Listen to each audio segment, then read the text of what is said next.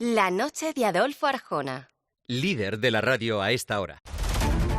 En la próxima hora, el equipo del programa saca su parte más curiosa con preguntas sencillas, otras por cierto no tanto. Las respuestas siempre las buscamos en los expertos. Arranca una hora cargada de preguntas.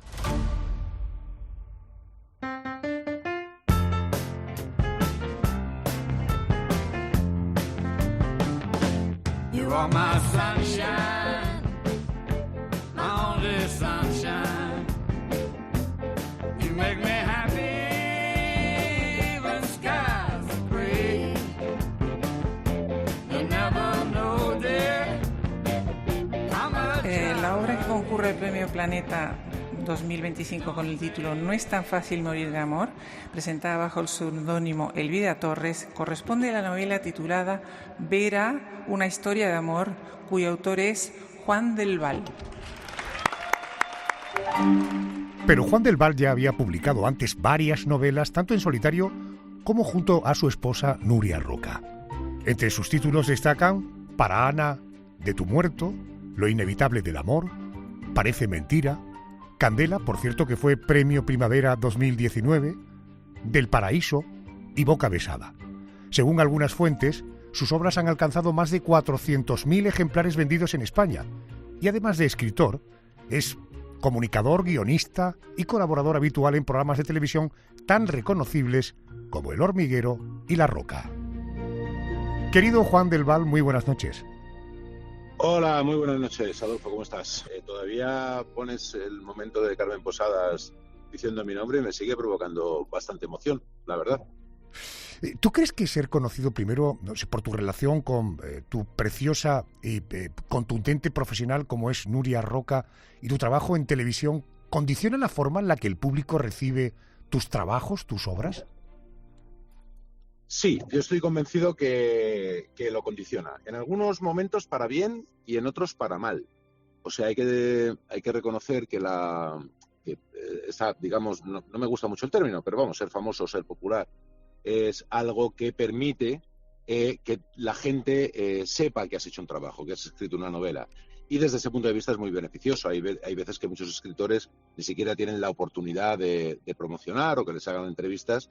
Y esto a mí me llega dado por, en este momento de mi vida, pues por cierta popularidad o fama. Esto es un condicionante positivo. Pero también hay uno que yo creo que es negativo, que mucha gente tiende a pensar y a ubicarte en un sitio y no te da el sitio o la importancia en cualquier otro aspecto. Por ejemplo, el de la tele no puede escribir bien. Ahora ya es una novela que hace el que sale en la tele, que es algo que está muy lejos de la realidad, ¿no? Yo he escrito mucho antes de ser popular o de ser famoso y ahora lo sigo haciendo y cuando deje de ser famoso por salir en la tele seguiré escribiendo. Pero vamos, sí, influye para bien en muchos casos y en algún aspecto para mal. ¿Y qué opinas tú sobre el poder de los medios de comunicación para construir o para destruir la reputación de un autor? Pues mira, yo creo que, y esto lo digo con cierta tristeza, porque yo me considero evidentemente que formo parte de los medios de comunicación, ¿no? Yo creo que su influencia cada vez es menor, porque los medios de comunicación se están alejando demasiado de la calle y de la gente. Yo creo que hay un problema que viene derivado, porque todos los medios, sobre todo los digitales, que necesitan tantas noticias, al final convierten en noticia cosas que no lo son. Es decir, convierten un tuit negativo o 2 o 3 tuits negativos en una noticia como si eso fuera verdaderamente una noticia. Y al final eso yo creo que pervierte un poco la realidad y la gente definitivamente no hace caso. O sea, en el caso, yo esto lo he podido comprobar después de ganar el premio Planeta. Ha habido un aluvión de críticas, no me refiero a críticas normales, de que a alguien le guste mi novela o que no le guste, que eso forma parte de la normalidad, sino un aluvión de críticas que no carecían un poco de sentido, creo, porque ni siquiera se habían podido leer la novela. Y cualquier crítica en Twitter, cualquier opinión de cualquier persona que tiene una cuenta en Instagram hablando de libros, de repente eso generaba 3 o 4 titulares en medios de comunicación que son en teoría serios. Entonces, ¿qué ocurre? Pues que de repente hay una distancia enorme entre una bola de odio, por ejemplo, como te hablo en mi caso, porque a mí me habían dado el premio Planeta, y luego la gente realmente yendo a comprar la novela de manera masiva, encantándole la novela y llenando mis firmas y mis presentaciones. Desde ese punto de vista, creo que los medios de comunicación están teniendo poca influencia porque no hay un criterio selectivo a la hora de valorar una obra. Y entonces a mí me parece que esto es una pena, la verdad. Y por tanto, ¿tú crees que, no sé, tus opiniones, tu estilo televisivo, sin duda han marcado la percepción de tu obra literaria antes de que muchos siquiera la leyeran? Porque fue un fenómeno realmente, yo creo que escandaloso, ¿no? Antes de que la obra estuviera publicada, ya había gente dando cera, ¿no?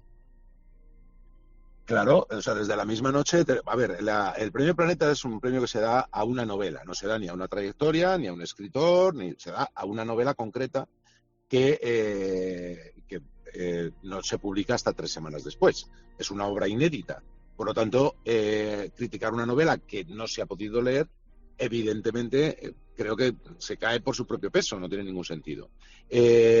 A mí se me reconoce por determinadas opiniones en El Hormiguero o en La Roca, evidentemente, para algunas personas, que esto yo creo que forma parte de la normalidad, no les resulta un personaje demasiado cómodo, y a partir de ahí intentaron desprestigiar absolutamente tanto a mí como a una novela que ni siquiera podían haber leído. Hombre, afortunadamente, y lo digo con cierta satisfacción, les ha salido muy mal. Yo sigo aquí y la novela está vivísima y la gente acercándose a ella de manera masiva. Por lo tanto, sin ánimo de presumir o de parecer sobrado ni nada por el estilo, la verdad es que esta idea intencionada de destruir la novela y a mí, pues les ha salido fatal. Era de obligado cumplimiento arrancar esta conversación con Juan del Val con estos asuntos, pero ahora, si te parece, vamos a centrarnos en tu libro y en el premio que has conseguido con él. Cuéntame cómo viviste la noche de la entrega del premio Planeta 2025. ¿Tenías alguna intuición de que podría ser el ganador o fue una auténtica sorpresa? No, tenía en ese momento ya tienes algo, diríamos, un poquito superior a la intuición. A ver, cuando presentas la novela se presentan antes de junio, en torno a junio, los manuscritos, y entonces en ese momento todo es una incertidumbre. Pero como unos 8 días antes, creo, se publican los finalistas. Ya había 10 finalistas y ya estaba yo entre ellos. Yo me presentaba con seudónimo y con un título falso. Ajá. Y de esos 10 finalistas, 4 íbamos con seudónimos, que se supone que, bueno, somos escritores profesionales y va a estar la cosa entre los 4. O sea que más o menos ya sabes que hay bastantes posibilidades. No es que te sientes allí después de 1.300 novelas publicadas, tener alguna opción. Esto sería inviable. Pero sí que ya esa noche sé que la cosa quedaba entre 3, 4 y entre ellos estaba yo. Qué bueno. Entonces, bueno, evidentemente se vive con mucha emoción y hay un momento en el que ya solamente quedamos 2. Espera. Vamos despacio porque esto hay que degustarlo. Y cuéntame qué te decía Nuria antes de saber, porque supongo que tu mujer te acompañó. Digo, ¿qué te decía Nuria antes de saber que eras el ganador y qué te dijo al salir tu nombre? Bueno, en el momento que, o sea, los dos sabemos que soy el ganador en el momento que nombran a la finalista, porque quedamos 2, la otra era ella, pues evidentemente el ganador era yo. Ahí ahí hay unos minutos, digamos, 5 minutos entre que aproximadamente ya llaman a la finalista hace su discurso y claro, la sala no lo sabe, pero yo sí sé que evidentemente esa novela que estaba firmada con el seudónimo de Elvira Torres, pues era yo. Por lo tanto, ahí lo teníamos claro. Pues se produce muchísima emoción. Ahí tienes una sensación sinceramente, de acordarte de gente pues muy importante en tu vida. Y piensas en la alegría y en la satisfacción que va a sentir mucha gente que te quiere, ¿no?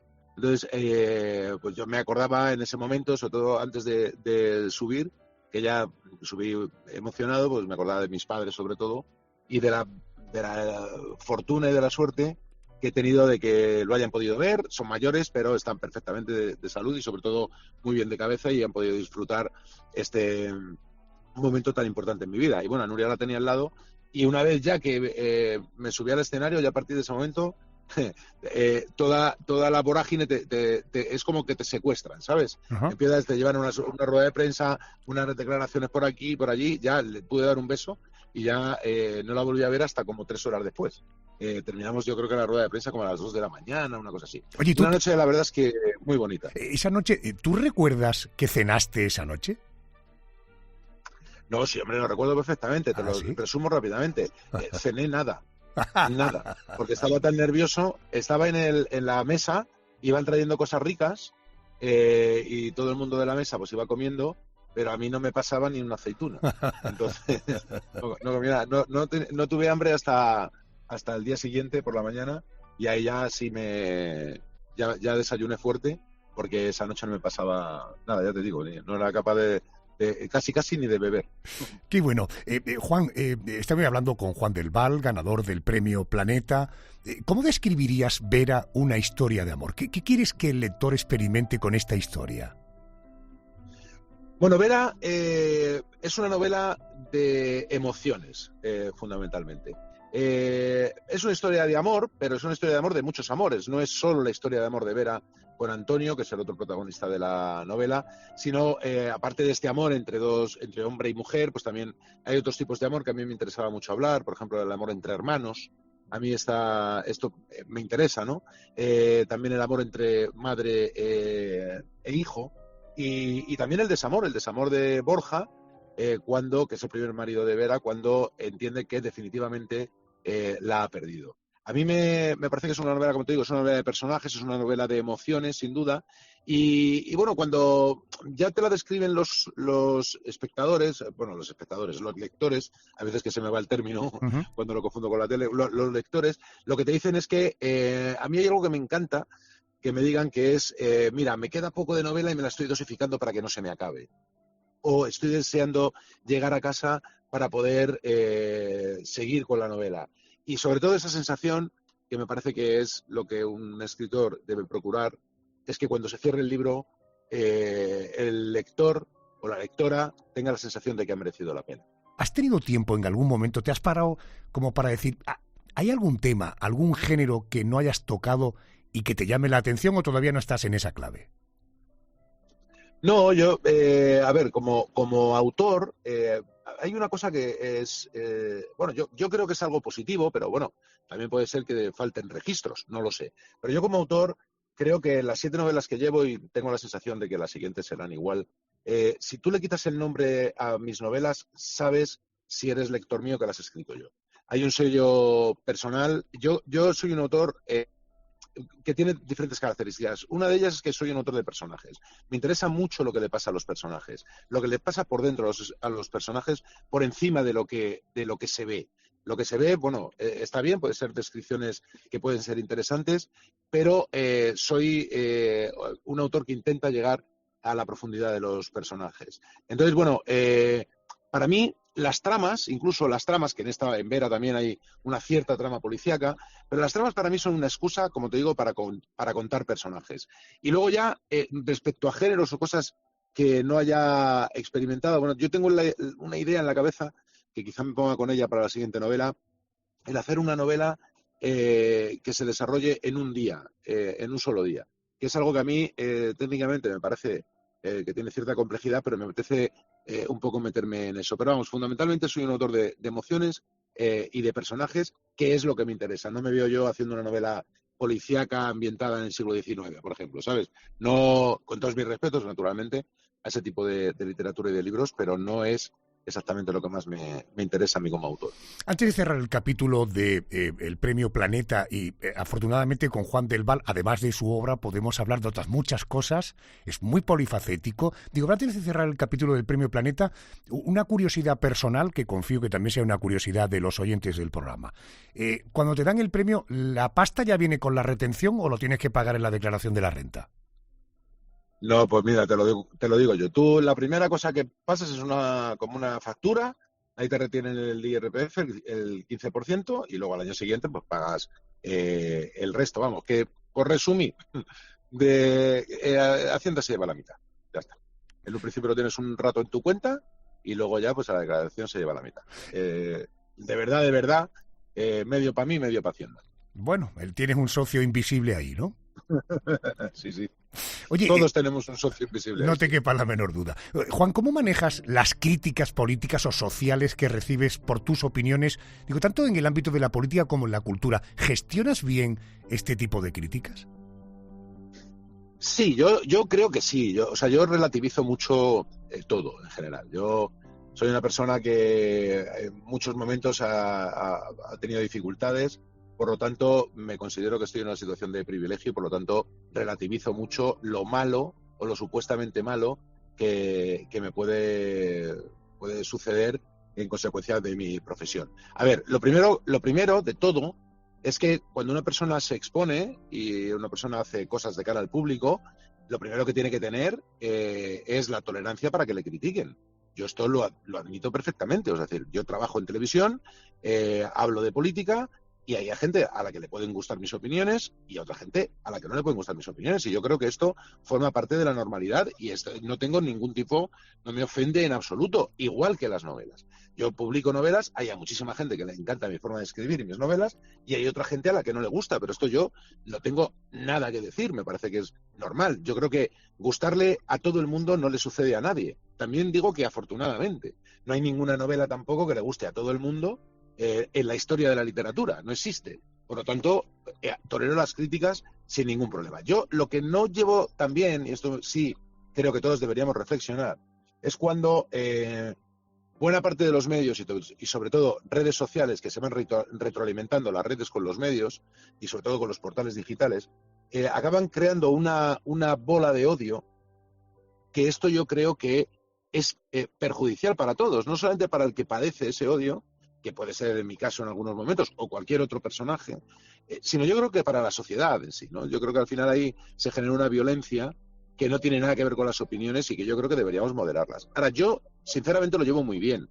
Yo relativizo. A mí me preocupa muchas veces más por la gente que me quiere, ¿no? Que a lo mejor no tiene las espaldas tan anchas como las tengo yo, como para asumir el sitio donde estoy, ¿no? Pero bueno, acepto las críticas con total normalidad. El odio, ese ya lo llevo peor, pero ya te digo, relativizo y al final le doy poca importancia porque me considero que estoy en una situación de privilegio y me considero, ya te digo, un absoluto privilegiado en lo que hago. Juan, como narrador que ha trabajado también en guiones, que trabajas en medios de comunicación, ¿esto ha influido, esta experiencia audiovisual, en tu forma de escribir novelas? Yo creo que sin duda. O sea, yo, independientemente de lo que te puedes nutrir a través de diferentes lecturas, yo generalmente me nutro de la observación. Soy un observador casi enfermizo de todo lo que me rodea y hay un lenguaje, una forma de escribir que tiene mucho que ver con el audiovisual. Por supuesto es literatura, pero hay una manera de escribir directa, una manera de escribir, como yo digo, bueno, digamos, por resumir y simplificando un poco, sin demasiadas subordinadas, para que el mensaje llegue de manera directa. Esto creo que tiene que ver con el audiovisual, que por supuesto a mí me ha marcado mucho. Yo creo que es una manera de escribir directa, es una manera de escribir sin demasiados artificios y que yo creo que llega a la gente por eso de una manera tan eficaz. Entonces, por eso te digo que yo creo que sí que tiene mucho que ver con mi otra profesión, digamos, con la de guionista, la manera en la que yo enfoco las novelas. Pero esto no quiere decir que no sean literatura, porque esto también hay siempre un malentendido en esto, donde mucha gente con cierta pose habla de que cuando una novela, hombre, es una novela fácil de leer, y que le quita un poco de valor. Y yo esto me revelo mucho, porque el escribir fácil es algo muy difícil. Claro. Y llegar a conceptos complejos de una manera asequible para el lector también lleva muchísimo trabajo. Entonces, por lo tanto, es una literatura fácil, pero en absoluto simple. O sea, está muy lejos de tener simplezas lo que yo escribo. Enhorabuena, felicidades. Espero que dentro de poquito, cuando publiques algo nuevo, quieras volver a atenderme. Te mando un abrazo muy fuerte. Estaría encantado, bueno, seguro que estaré encantado de volver a hablar contigo cuando quieras. Un saludo también a todos los oyentes.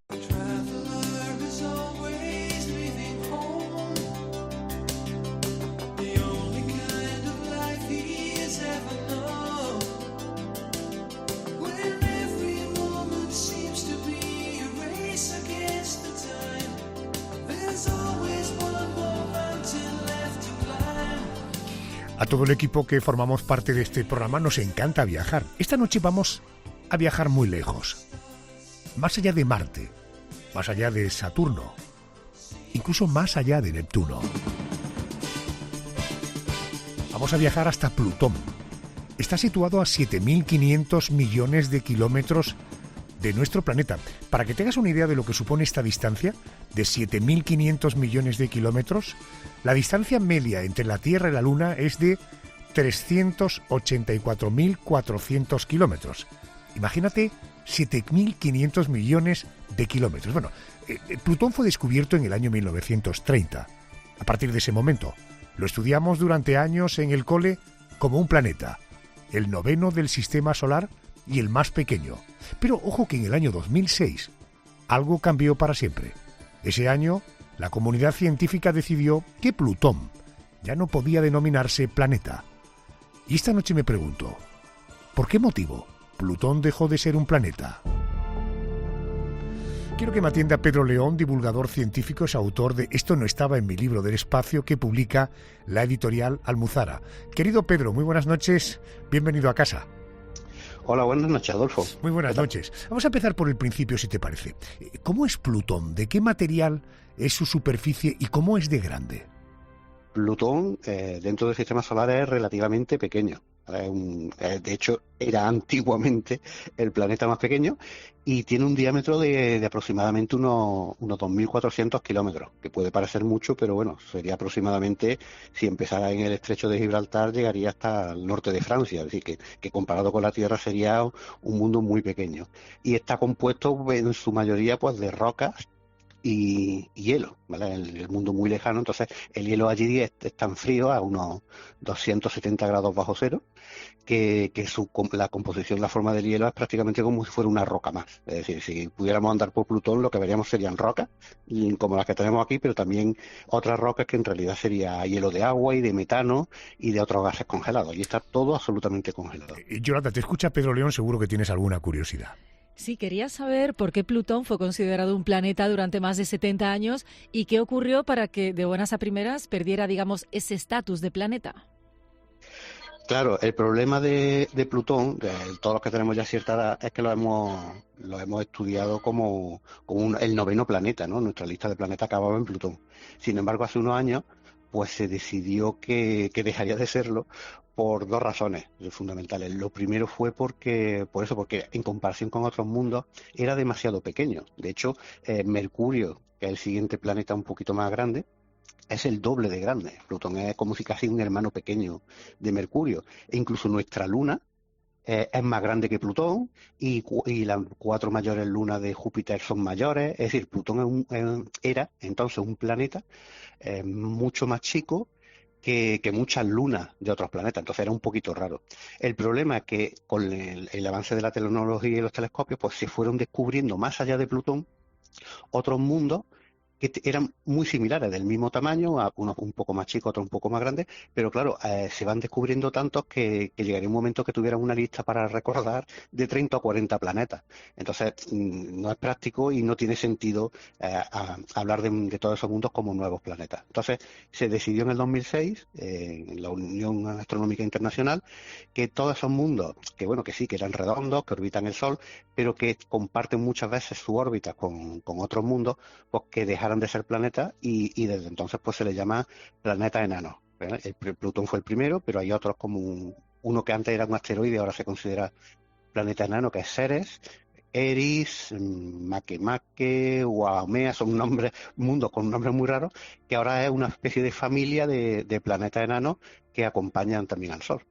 Bueno, habla sobre todo, Pedro, de la importancia del tamaño, ¿no?, de los planetas, pero ¿qué otras diferencias significativas hay entre Plutón y los 8 planetas actuales del Sistema Solar?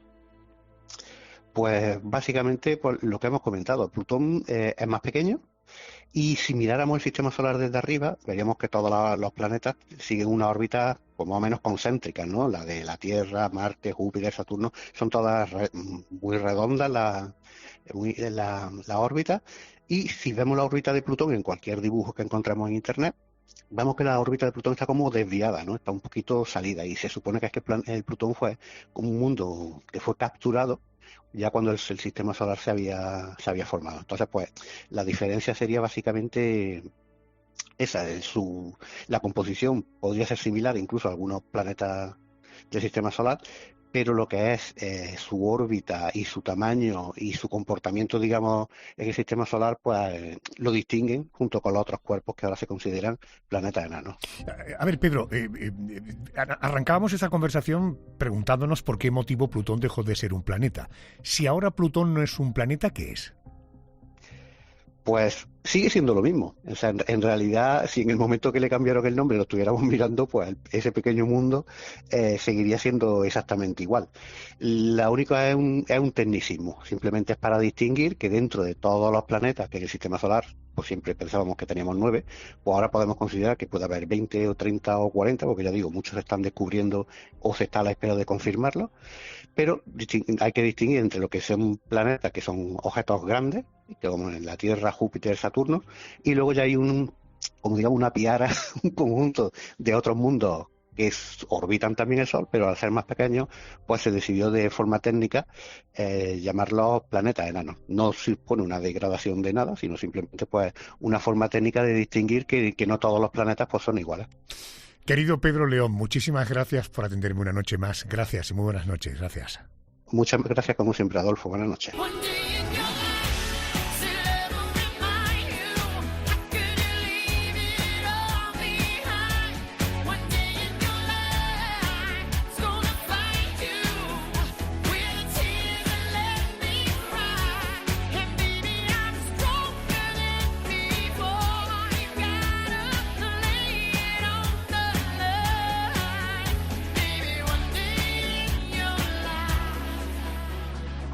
Estarás de acuerdo conmigo que hay nombres que inmediatamente que los dices lo asocias a una figura. En este caso, si te hablo de Dani García, sin duda es uno de los chefs españoles más influyentes de los últimos años. Yo creo que un cocinero es cocinero en todos sus estados, ¿no? Sobre todo yo, ¿no? Es verdad que empecé con la alta cocina, pero nunca me sentí solo cocinero de alta cocina, ¿no? Me sentí cocinero en mayúscula, digamos, ¿no? O sea, oye, me da igual que me haga un filete empanado en mi casa a que me haga, no sé, un plato de alta cocina de 3 estrellas Michelin, ¿no? Le pongo siempre la misma pasión y le pongo siempre las mismas ganas, ¿no? Formado en la alta cocina, con una trayectoria que incluye restaurantes emblemáticos como el Tragabuches, el Calima o el Vivo, estrellas Michelin, ojo, hasta 6 a lo largo de su carrera y una proyección internacional indiscutible. Hoy combina la excelencia gastronómica con una mirada, no sé, más cercana y más cotidiana de la cocina. Lo demuestra en un libro que acaba de publicar en que él propone volver a los orígenes, a la cocina doméstica, al sabor de siempre y a las recetas que se cocinan sin prisa. Querido Dani García, buenas noches. ¿Qué tal, Adolfo? Buenas noches. Oye, cuando piensas en tus primeros recuerdos relacionados con la cocina, no sé, ¿qué imágenes te vienen a la cabeza? Bueno, muchas, ¿no? Porque la verdad que tanto mi madre y mi abuela cocinaban como muy de lunes a viernes, antiguamente, pero luego mi padre como que cogía las riendas los sábados y los domingos, cuando no iba al trabajo, y al final he tenido un poco ese binomio y esa bipolaridad dentro de lo que es el mundo de la cocina, porque con mi padre, por ejemplo, pues los sábados me iba al mercado, o me iba a coger espárragos en época de espárragos, me iba a coger caracoles en época de caracoles. O sea, quiero decir, éramos una familia que vivía mucho en torno a la mesa, ¿no? O sea, entonces siempre he visto esos guisos de lunes a viernes de mi madre y mi abuela, y luego ese tipo de cosas más especiales que hacía con mi padre los fines de semana, ¿no? Uh-huh. Dani García es la consecuencia de un montón de circunstancias, de coyunturas, de experiencias, o hay un momento clave en tu vida que dices, yo me quiero dedicar a esto.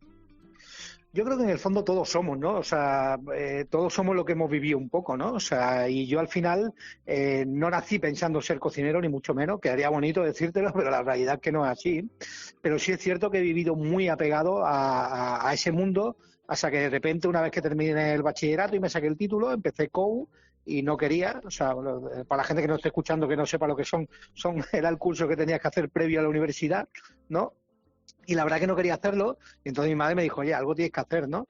Y entonces fue la primera vez que pensé, porque vi que había una escuela de hostelería en Málaga, recién abierta, se llamaba La Cónsula, y le dije, oye, pues hay una escuela de hostelería que dan cursos de cocina, y al final yo vivo en Marbella, hoteles, me encanta cocinar aquí con vosotros en casa, o sea, pero bueno, mi madre me dijo absolutamente de todo, me tildó de loco, ¿dónde vas? Todos tus amigos a la universidad, y tú tienes que remontarte a hace más de 30 años, o sea, quiero decir que no es como hoy día, ¿no? Que con todos los programas que hay, con todo el auge que tiene el cocinero, que soy aquí en un programa contigo, ahora mismo en una entrevista, hace 30 y pico años eso era impensable, ¿no? Fíjate que a veces las ocasiones que he tenido para hablar, por ejemplo, con Berasategui, él ancla perfectamente su pasado, su madre, su abuela, como elementos que le han influido enormemente en su vida profesional. ¿Hay una madre, una abuela o un padre que también han influido en Dani García?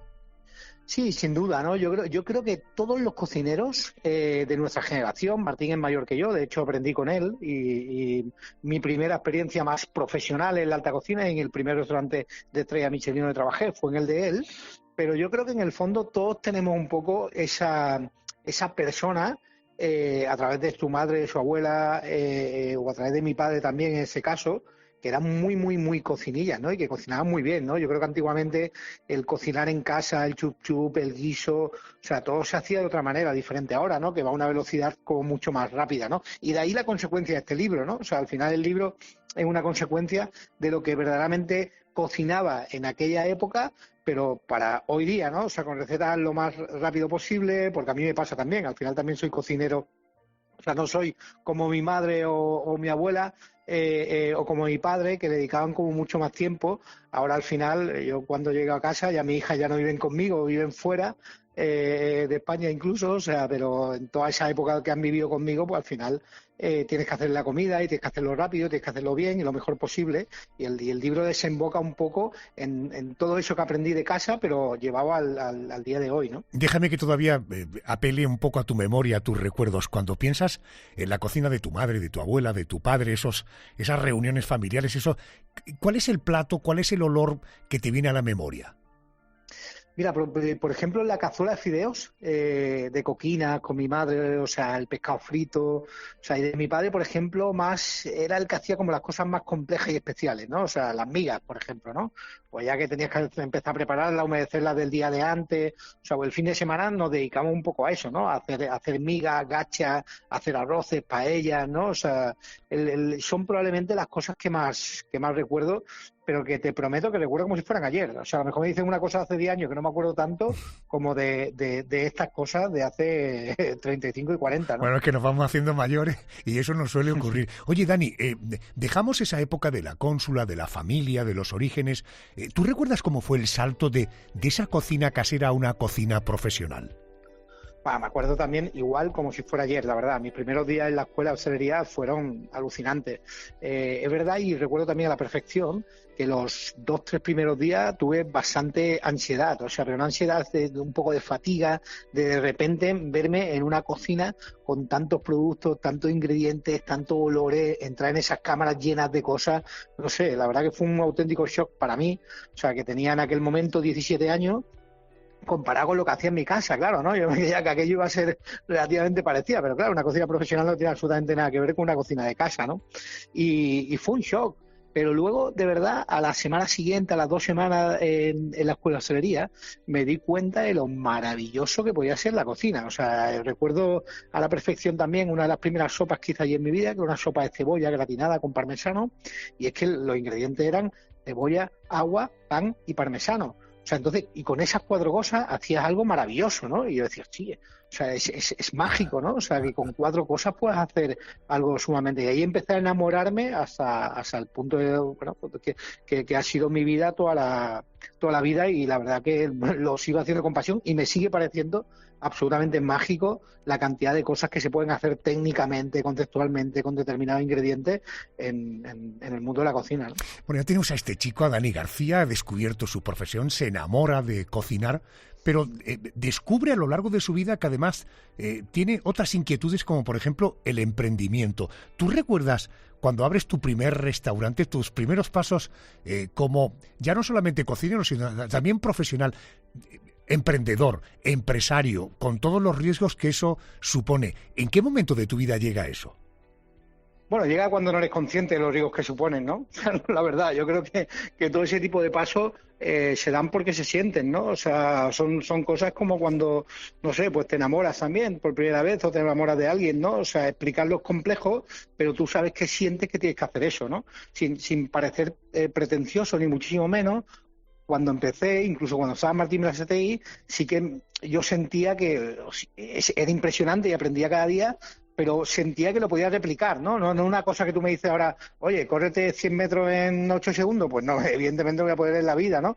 Pero sí que me veía como preparado, sin que nadie me dijera nada, como para hacer muchísimas más cosas de las que iba aprendiendo, ¿no? O sea, y eso fue un poco lo que me llevó.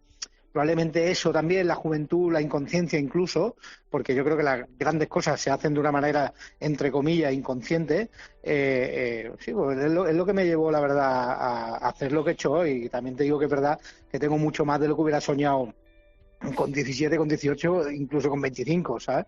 O sea, ya creo que cuando conseguí mi primera estrella, que fui el más joven en aquel momento, con 24 años, ya, o sea, me pasaban cosas que jamás pensaba que me iban a pasar, ¿no? Y lo demás que ha venido, pues, ha sido igual, ¿no? Bueno, pues ya tenemos al cocinero, tenemos al empresario, fíjate, restaurantes que se han convertido en todo un referente, Tragabuches, El Calima, Vivo. ¿Hay alguno que te haya marcado especialmente por alguna razón? Es que es difícil, ¿no? Elegir entre tus hijos, ¿no? como quien diría, ¿no? Yo creo que todo. No sé, tal vez Leña un poco, a lo mejor el último, que es probablemente el que ha tenido más capacidad, ¿no? También de crecer, que tenemos en Dubái, que está en Barcelona, que abre ahora en Ibiza, en Madrid, en Marbella. Probablemente le tengo un cariño especial, pero también porque fue el que sustituyó al 3 estrellas, ¿no? O sea, a mí me dio las 3 estrellas, yo decidí hacer un año más y dejarlo ahí. Y ese concepto, ese restaurante, ese mismo espacio, pasó a ser un nuevo concepto que se llamaba Leña, ¿no? Entonces le tengo, a lo mejor, si tuviera que elegir uno, que me parece injusto también, un cariño especial, ¿no? Yo entiendo. Bueno, el libro que acabas de publicar se titula Cocinar en casa como Dani. Cuando hablas de cocinar en casa, ¿te refieres al tipo de recetas o a la forma de elaborarlas? Yo creo que a todo, ¿no? O sea, es un todo, ¿no? O sea, yo sí que quiero que la gente sea consciente de que no es un libro hecho por un 3 estrellas Michelin, es probablemente hecho por una persona que al final es profesional, evidentemente, y que tiene unos conocimientos diferentes a cualquier persona en casa que no sea cocinera profesional, y que utiliza probablemente todo eso para hacer cosas pues mucho más rápidas. No sé, pues puedes encontrar una alcachofa con una vinagreta de jamón que a priori te parecerá, ¡guau, qué pereza!, ¿no? Hacer alcachofas, limpiarlas, te ensucias, se oxidan y tal. Pues nada, yo te enseño a hacerla en el microondas en cuestión de minutos. Y es algo que hasta mi mujer, un día que la hice la receta, cuando llegué a casa, la hice en las redes sociales, cuando llegué a casa me dijo, joder, ¿cómo no me has enseñado nunca eso? Y yo, oye, la verdad que, porque bueno, pues no sé, no he caído. Si sabes que me encanta la alcachofa y no la hago por miedo, ¿no? Y la verdad que ahí también se desencadenó un poco la idea de decir, o sea, puedo ayudar a mucha gente, la verdad, a hacer cosas en su casa, ¿no? ¿Por qué no hacer un libro que refleje un poco todo eso, ¿no? Y ese libro refleja eso, ¿no? Se pueden hacer grandes cosas de una manera mucho más sencilla, mucho más limpia, sin tener 18 ingredientes en la nevera imposibles de tener, y la verdad que un poco se enfoca el libro en eso, y además los índices son situaciones diferentes de nuestro día a día y de nuestra vida, ¿no? O sea, oye, hay días que necesitas algo rápido, pues algo rápido, ¿no? Del día a día. Hay otro día que un viernes por la noche quieres algo especial, o hay días que, ¿no? Pues entonces se enfoca un poco en todas las circunstancias que te pasan en tu casa, ¿no? Dani, en alguna ocasión que hemos hablado a través de la radio, yo he reconocido que, bueno, no soy un cocinitas porque hago cocina de todos los días. Los almuerzos y cenas de casa los hago yo. Y mi pregunta es, ¿dónde está la diferencia? Si tú te pones a hacer unas lentejas y yo hago unas lentejas, coño, que tampoco eso tiene una ciencia increíble, porque tus lentejas están tan especialmente ricas y las mías son tan, entre comillas, normales y corrientes. Bueno, yo probablemente sabría utilizar un tipo de lenteja que a lo mejor tú nunca has escuchado, por ponerte un ejemplo, no sé, a mí me gusta la lenteja caviar, que es negrita, pequeña, o sea, mucho más sedosa, además con una profundidad de sabor pues mucho más elegante. Luego a lo mejor en vez de con agua la haría con un poco de caldo, no un caldo muy potente porque al final reduce, pero con caldo. Luego a lo mejor la terminaría con 2 daditos de mantequilla, o sea, es decir, una muy buena mantequilla para cremarla. O sea, hay muchas situaciones en la cocina. La cocina es un cúmulo de circunstancias que hacen que aquello sea bueno, pues te hace también que esté malo, ¿no? Pero quiero decir, bueno, buenísimo o increíblemente bueno, ¿no? Claro. Entonces, en toda esa fase hay una circunstancia, ¿sabes? O sea, y esa circunstancia es probablemente, evidentemente, tus conocimientos, ¿no? Sobre el producto, tu conocimiento sobre la técnica y tu conocimiento sobre los trucos, que además hablo muchos trucos. Por ejemplo, esto sería un truco.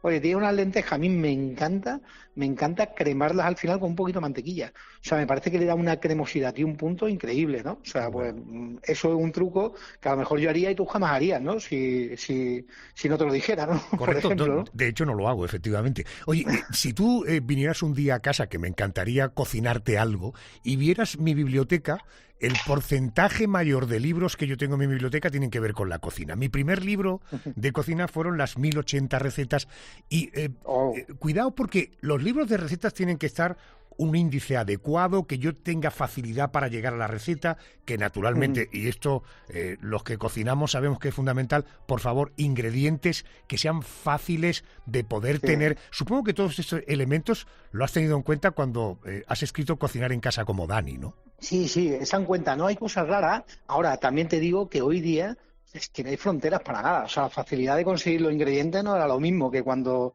no sé, yo cocinaba hace 20, 25, 30 años, ¿no? O sea, es cierto que hoy día un golpe de cualquier app puedes conseguir lo que quieras al día siguiente en tu casa, o sea, digo, al mismo día. Al día siguiente digo, yo qué sé, por ponerte un ejemplo de un ingrediente a lo mejor raro que tú digas tú, kimchi base, ¿no? O sea, sí, que esto es kimchi base. Te aseguro que en un golpe de teclado tienes mañana kimchi base en tu casa tranquilamente, ¿no? O sea, es evidente un libro donde hay una facilidad de producto increíble, pero sí que es cierto que también para ciertos toques vas a encontrar a lo mejor algún producto así, o salsa gochujang, ¿no? Coreana, ¿no? Pero te prometo también que todo ese tipo de cosas las encuentras en el supermercado y porque nunca te has fijado, pero que en el fondo en el supermercado hay muchas más cosas. O sea, dices tú, oye, esto, es que nunca me he fijado, pero ahora llegas ahí, hay 1000 cosas, 1000 diferentes marcas de eso, ¿no? O sea, la hay. Creo que hoy día, la verdad que una de las cosas bonitas por un lado, ¿no? O sea, que es la globalización, ¿no? Y las posibilidades que tenemos de conseguir cualquier producto de cualquier país para cocinar, que por un lado, como te digo, está bien. La idiosincrasia también te diría que ojalá siguiéramos cocinando como antes y con los mismos ingredientes exactamente que antes. Pero bueno, también evidentemente, si quiero meterle algo un poquito de soja, pues poder encontrar hoy soja líquida, que la encuentras en absolutamente en todos lados, ¿no? O sea, entonces, hay alguna cosa, evidentemente, ese tipo de producto, pero todo lo que hay lo puedes encontrar muy fácilmente. O sea, no te voy a decir, yo qué sé, una cosa chantana, ¿no? O sea, o cosas técnicas muy raras, ¿no? O sea, de eso no hay nada. O sea, realmente hay productos que se pueden tener en cualquier despensa. Vale, y quiero decir, ni sopletes, ni hidrógenos, ni cosas de estas. No, nitrógeno no, sopletes no recuerdo, o sea, no hay nada con soplete. Hoy día cualquier cosa que hagas con soplete se puede hacer perfectamente en cualquier horno, en cualquier horno microondas, con un grill, o sea, es fácil. Estoy de acuerdo contigo que hoy un ingrediente, por raro y extraño y singular y exótico, lo tienes a golpe de teclado. Pero también reconóceme que hay muchas recetas que vemos en las redes sociales que te pones a seguirlas exactamente como te dicen y aquello cuando lo acabas es un auténtico churrete, no hay quien se lo coma, ¿eh? Bueno, eso ya depende un poco de cada persona, ¿no? O sea, para mí yo creo que intento ser lo más didáctico posible y explicarlo de una manera, dando la receta exacta, evidentemente, porque seguro que, bueno, en la vida hay de todo y luego en las redes sociales, imagínate, yo creo que un libro es mucho más serio que cualquier red social, ¿no? O sea, al final, no sé, un libro representa algo como mucho más sólido, ¿no? En ese sentido, ¿no? Creo que hoy día en las redes sociales hay un altísimo porcentaje de cosas que oye, o que son imposibles, o que están retocadas, o que son medio fake, o que metes una cosa en el horno y de pronto saca la perfección más absoluta cuando a lo mejor no es así.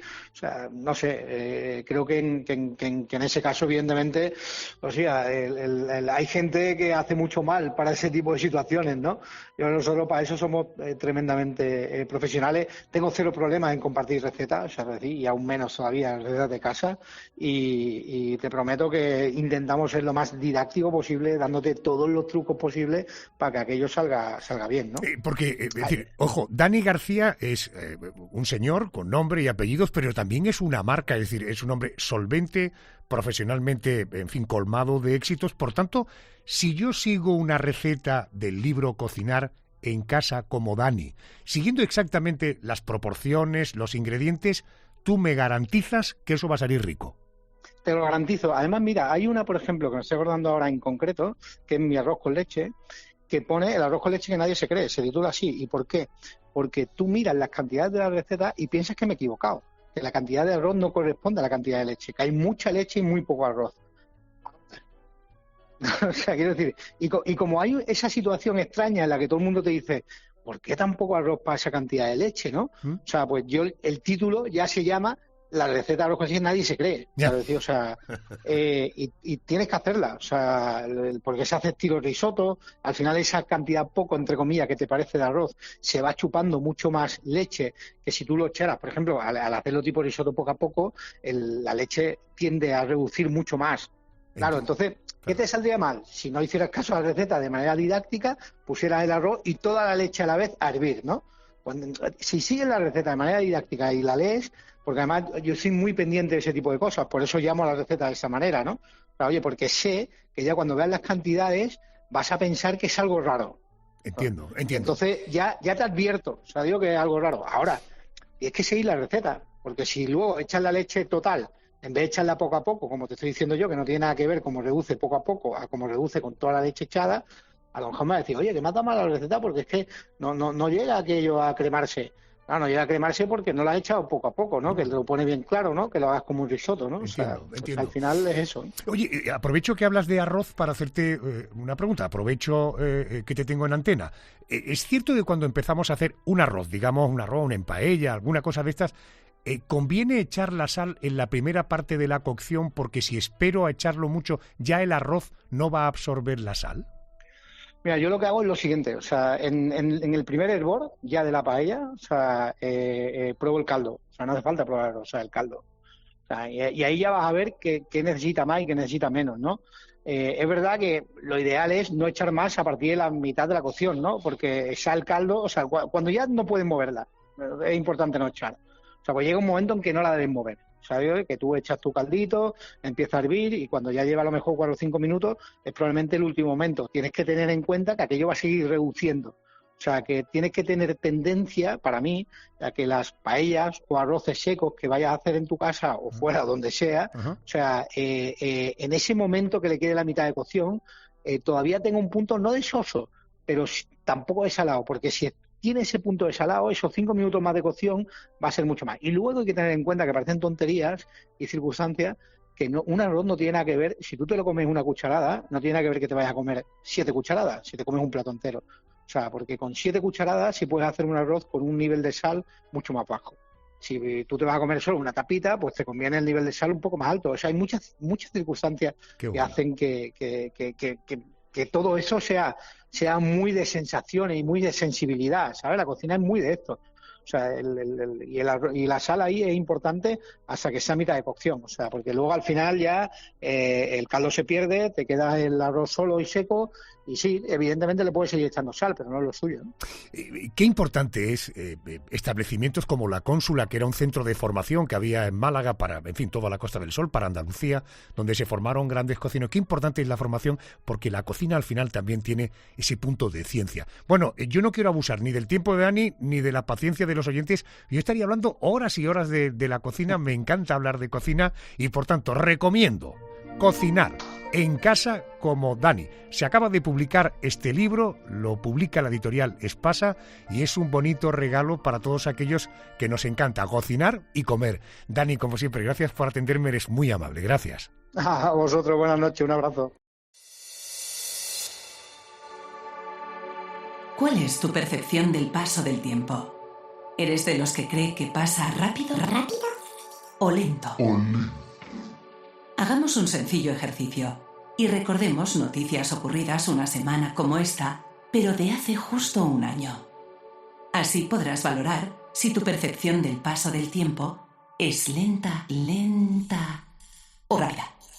Empezamos este ejercicio de memoria que nos propone Andrés Atienza. 3, 2, ignición, 1 y despegue. Quiero que te sitúes en el 11 de abril de 1970. Ese día despegó el Apolo 13 con el objetivo de realizar el tercer alunizaje en la Luna de la historia, pero la misión se convirtió en una pesadilla para los tripulantes. Pues sí, Adolfo, se habían superado las 50 horas de vuelo cuando un tanque de oxígeno explotó en el módulo de servicio, cortando el suministro de energía y agua de la tripulación. En ese momento, el comandante James Lovell pronunció la famosa frase. Aquí Houston, repite por favor. Houston, tenemos un problema. Aunque el cine popularizó la frase en tiempo presente, el mensaje original en pasado marcó el inicio de una agónica cuenta atrás por la supervivencia. Los 3 tripulantes tuvieron que refugiarse en el diminuto módulo lunar, utilizándolo como un improvisado bote salvavidas para racionar los recursos. Finalmente, la cápsula amerizó a salvo en el Pacífico el 17 de abril. Hoy te recordamos a Misión Apolo 13 porque una semana como esta de 2025 fallecía James Lovell, comandante que pronunció la famosa frase «Houston, hemos tenido un problema». Ahora nos venimos a España, concretamente a Córdoba. Esta semana se cumple un año de un incendio en la Mezquita Catedral. El fuego se declaró el 8 de agosto de 2025 en la capilla que se encuentra junto a la del Espíritu Santo en la zona de Almanzor, dentro del histórico monumento. Bueno, esta capilla albergaba una máquina de limpieza y sillas. Al parecer, la causa del incendio fue una sobrecarga de la batería de una de estas máquinas de limpieza. Las llamas afectaron a una superficie aproximada de 80 metros cuadrados. La rapidísima intervención de los servicios de extinción evitó que el fuego se extendiera a más estancias del monumento. Terminamos este repaso a asuntos que eran noticia una semana como esta de 2025 y lo hacemos con música. Hace un año, una de las canciones que dominaba el ranking global diario de Spotify fue Jump, de Blackpink.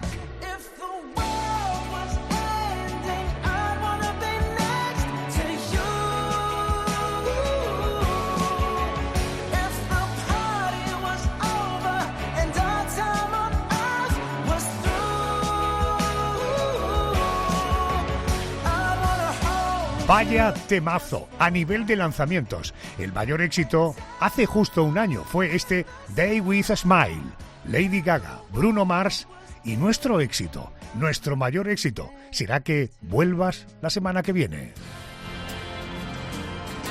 Pero la radio continúa, ahora noticias de España y el mundo, poniendo las calles y Herrera en COPE. Feliz mes de agosto, gracias por estar ahí, la semana que viene te espero.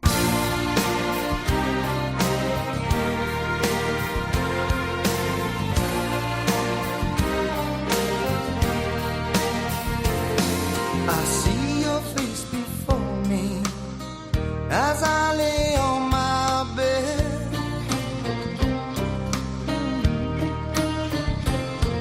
I kinda get to thinking of all the things you said. Oh yes I did. You gave your promise to me, and I give mine to you.